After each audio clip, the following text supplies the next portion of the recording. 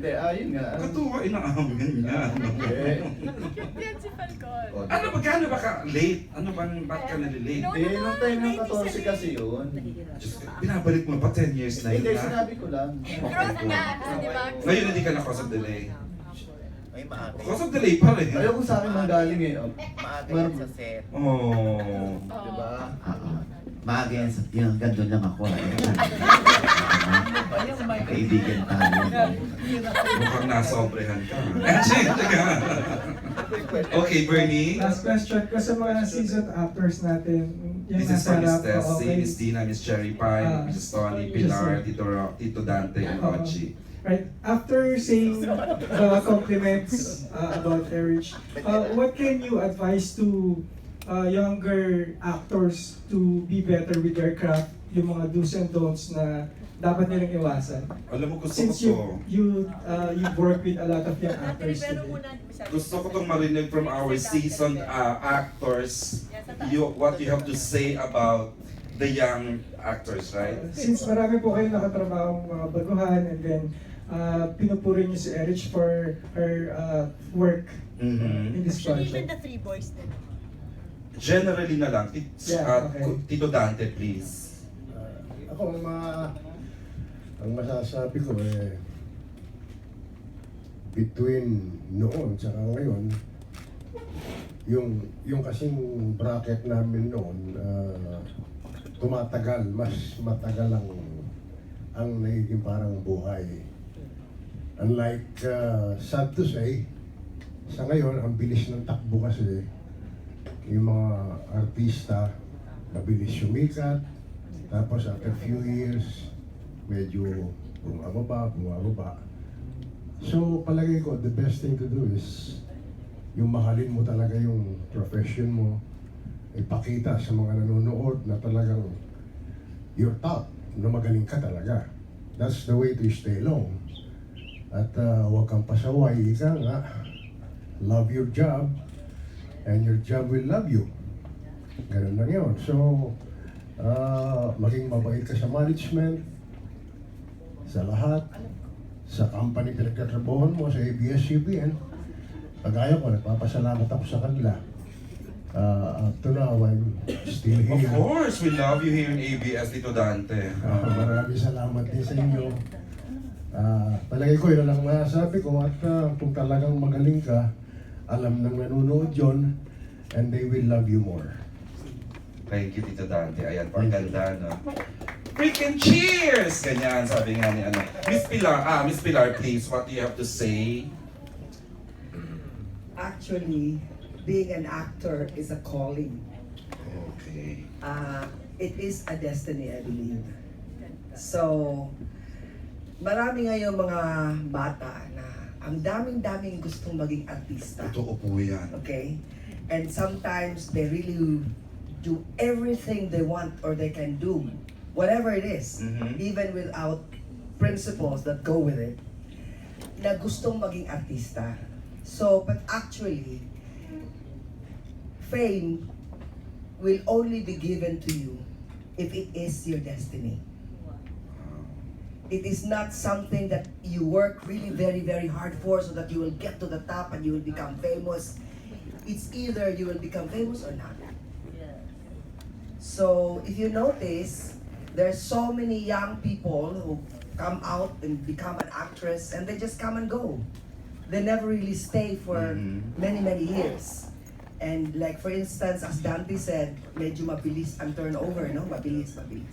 But if you're really good at what you're doing, you will really last. I think that's the utmost goal, is to be really good at what you're doing and to make sure that no one can be like you. In other words, since we are all unique as individuals, we should also be unique as an actor. In other words, walang kapareho. Like Rich, nobody will be the same as her, or anyone, any actor, or Dante, or any one of us. No one can be the same as that particular actor. Yun ang dapat utmost goal ng isang artista. Okay. And another thing is, once you become an actor, you have to make sure that you are professional. Marami akong nakakasama ng mga young people na pag nagtitake at nagre-rehearse, nagtitext yung iba kung ano-ano mga ginagawa, nagkikwento. I mean, para sa akin, marami akong nakakasamang ganon. Of course, I don't want to mention names. No But, mention. of course. But, you know, there's such a thing as, but the thing is, there's such a thing as being professional and having consideration as far as your director is concerned, as far as your co-actor is concerned, as far as everyone on the set is concerned. So, syempre, pinagsasabihan ko sila. Syempre, sabi nila, mataray ako. Pero, you know, that's for their own good. True. Na kung pwede lang, wag muna yung mga cellphone. Nagre-rehearsal tayo eh. Hindi ba? And it's a waste of time for the co-actor. Dito naman sa set na ito, wala pa naman ako na-experience na gano'n. Ayay, salamat din pala dito. Kala ko si EJ eh. Maganda kasama akong mga ganon. So, I cannot forget that. So, that's what I want to share that with all the young people. Now, if they really want to get somewhere, they have to have, first of all, they have to have self-respect. Second of all, they have to know what respect means as far as other people are concerned. And of course, they have to be thankful, as Dante said. I have not said this because, you know, I'm not the type of a person who keeps on saying thank you, thank you, thank you. But definitely, I will be 50 years in show business this year. Wow. 50 years. Golden anniversary. But I have been so thankful, deep in my heart. I've been so thankful to the Lord, and I've been so thankful to, you know, I started with ABS even having goose pimples, but I started with ABS-CBN as a television actress. Oh. And I used to have this girl Pilar in the station. And there were beautiful times I had with ABS-CBN, and I'm still continuing to enjoy those times. Thank you so much for the management. Yay. Thank you. Thank you. Before si Kuya Jess, I'd like to acknowledge the hands-on production manager natin. She is the reason why we have discussed, Miss Teresella, Miss Carl de la Merced. Miss Carl, grabe, katuto ka hands-on. Love you, Miss Carl. Thank you. Nagpi-pay off. Ang hirap nyo. Okay, Kuya Jess, what do you have to say sa mga baguhan? Nag-tribute ako, ha? Well, kung ano man yung gusto mong gawin mo sa buhay o sa career, unang-una pagdadasalin sa ating Panginoong Jesus para maging successful ka. Kung ano ibigay niya, yun natanggapin mo.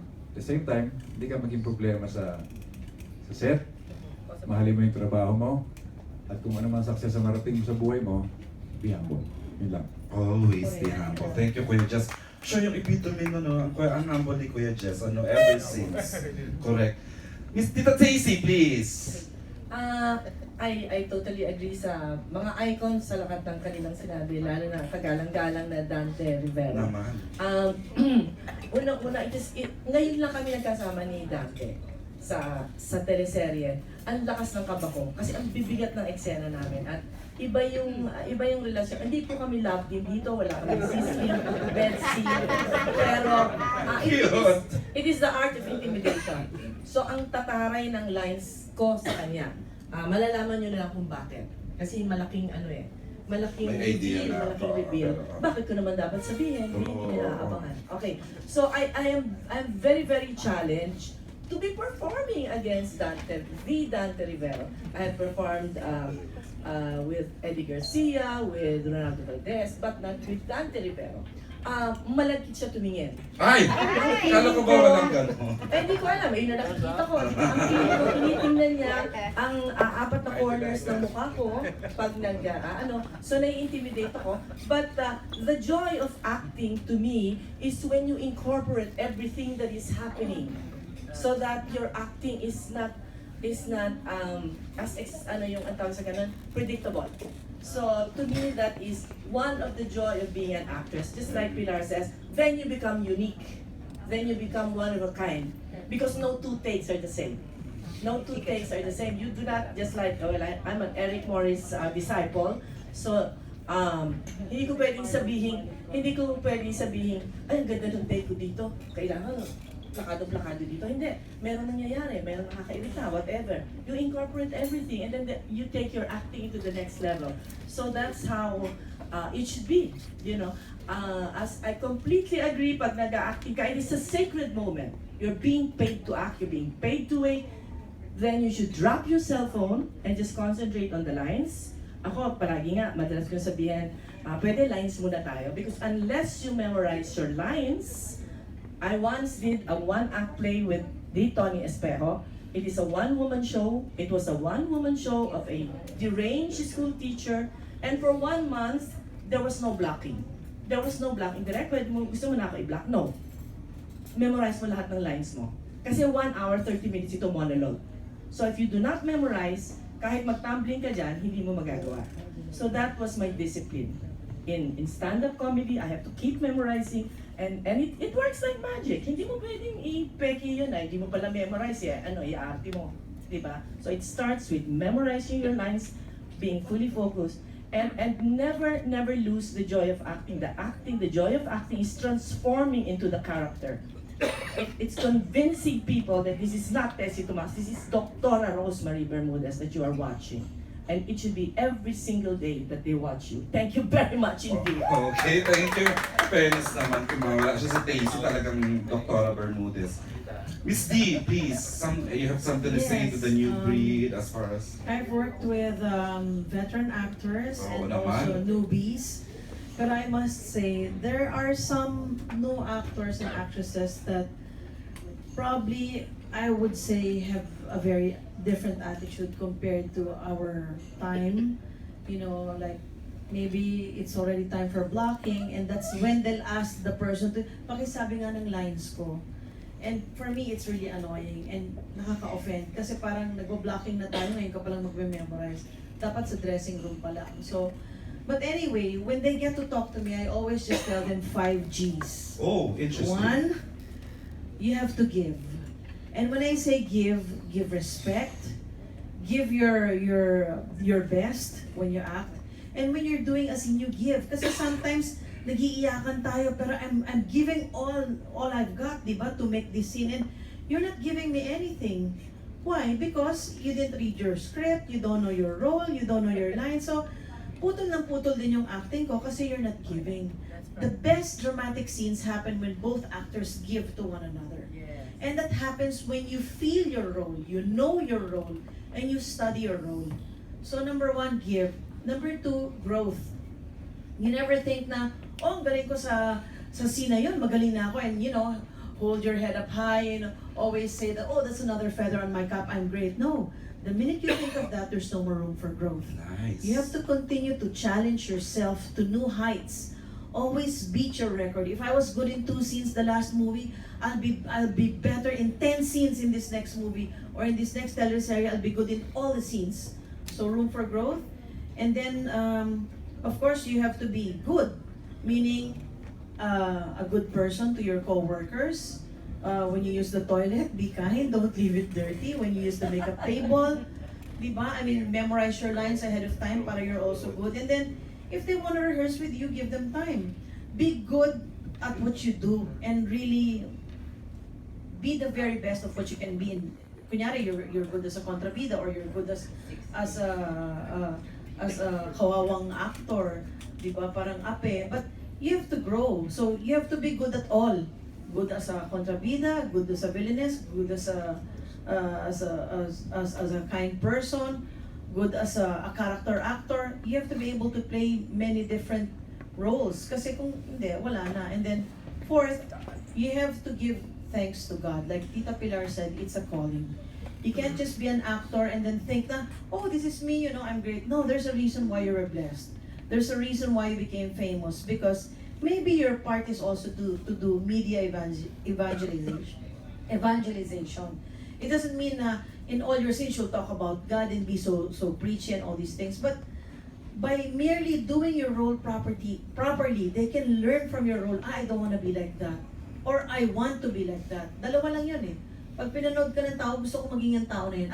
Ayoko maging ganyan kasi ang pangit na nangyari sa kanya kasi masama yung ugali. So, you give it back to God. And then, yun, the last is, when people give you the glory and people adulate you, you give back the glory to God. Yun lang. Okay, thank you for the 5 G's, Miss D. Beautiful. Ayan, sis, Miss Pai, ilang 8 G's or 8 pies? 8 P? Hindi, sa akin, Tatlo lang. Hindi talaga, honestly, ang pinaka-importante sa akin, I mean, if we're talking about being an actor, is the craft. For me, as an actor, that's half the passion of my being. Yung passion ko for my craft. So, the first thing, sana, na ma-realize, you know, now Tito Dante is correct in saying that I think we create about 300 new celebrities a year. But the 300 celebrities or the 200 celebrities are not all actors. You know, to be an actor is a calling. So hindi lahat ng artista actors. Naniniwala ako doon. So first and foremost, you really have to admit to yourself, ano ba talaga yung mahal ko at gusto ko, kaya pumasok ako sa industriya. You know, you really have to be humble enough, be honest enough. Kasi kung hindi talaga yun yung passion mo, yung craft mo, then, I mean, you know, there are other venues. You can be diba, a host or a newscaster or iba. You have to recognize the gift that's in you. Mere looks, you know, good looks and a good body, a good skin will not make you, diba, survive the industry. So, yun talaga, yung kailangan i-acknowledge mo and recognize that your passion for the craft, to be an actor. Ang payo ko sa mga bata ngayon is, unang-una, huwag niyong mararamdaman na entitled kayo. You know, just like what they're saying, you know, the actors were made, ako old school ako eh. You know, they were made differently from now. Kasi ngayon, because of the networks, di ba, parang ano eh, sometimes they're given opportunities nga na hindi pa dapat pero binibigay na sa kanila. So ang lagi kong sinasabi, dapat pangalagaan nyo yun. Paano nyo pangangalagaan yun? You know, you have to be grateful and you have to work hard for it. Don't feel entitled. So, yun lang, ang payo ko sa mga bata. And of course, they've mentioned everything, yung respeto sa co-actors, sa directors. Sa akin, ang captain of the ship, the ship pagdating sa set is my directors. So, I really give due respect to them. So, sana ganun din yung mga bata. You know, you study your script, you do your homework, tapos ang isa sa medyo na ko nang off ako is dadating yung actor, yung bata. Tapos, ano pong gagawin ko? Ay, di ba ikaw yung artista? Alam mo yung gagawin mo.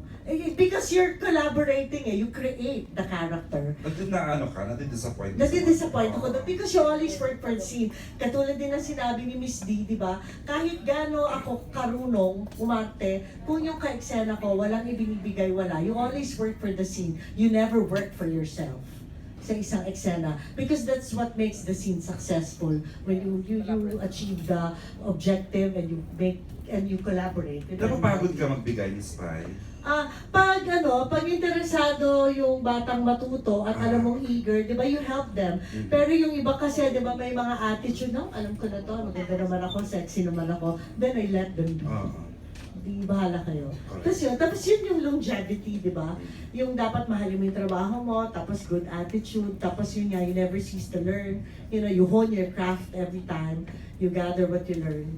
Tapos yun. So, don't feel entitled. Always be grateful for that opportunity because another person will always take it from you. Okay, thank you.